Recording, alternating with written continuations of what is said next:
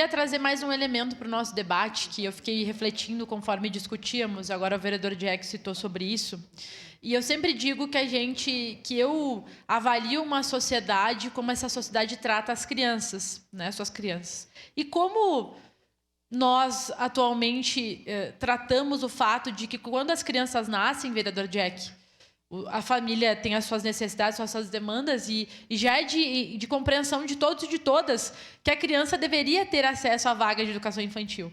E nós estamos aqui nos detendo, vereadora Sandra, apenas aquelas crianças que solicitaram vaga. Nós não estamos falando sobre a universalização do acesso. Quanto uma família paga pelo acesso de uma vaga de educação infantil? Mais de R$1.000. Dá quase um salário mínimo. E os trabalhadores e as trabalhadoras da nossa cidade se matam para pagar uma vaga que deveria ser responsabilidade do Estado e do município. Vereadores, é isso. Onde ficam as crianças quando as suas famílias precisam trabalhar? É um problema de todos e de todas. Então, vereador Caleb, eu teria cautela em falar na redução do número de escolinhas, porque trago um dado aqui.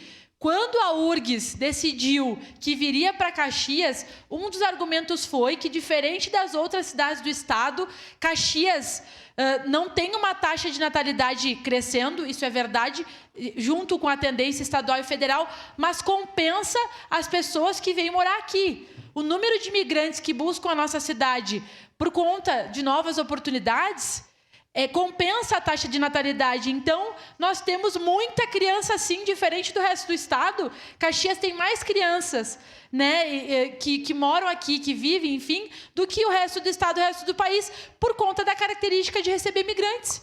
E nós sabemos que a nossa cidade não vai perder essa característica, porque Caxias, historicamente, é assim. Minha família veio para cá para isso, muitas famílias vêm para cá para isso e precisam dos serviços básicos, além de trabalhar. Então, quero reforçar que eu não acredito que a solução seja diminuir o número de escolas de educação infantil. Nós precisamos universalizar o acesso, porque onde as crianças ficam é responsabilidade de todos e de todas nós. Obrigado, senhor presidente, por isso vou votar sim. Obrigado, vereadora Andressa Marques. Encerrada.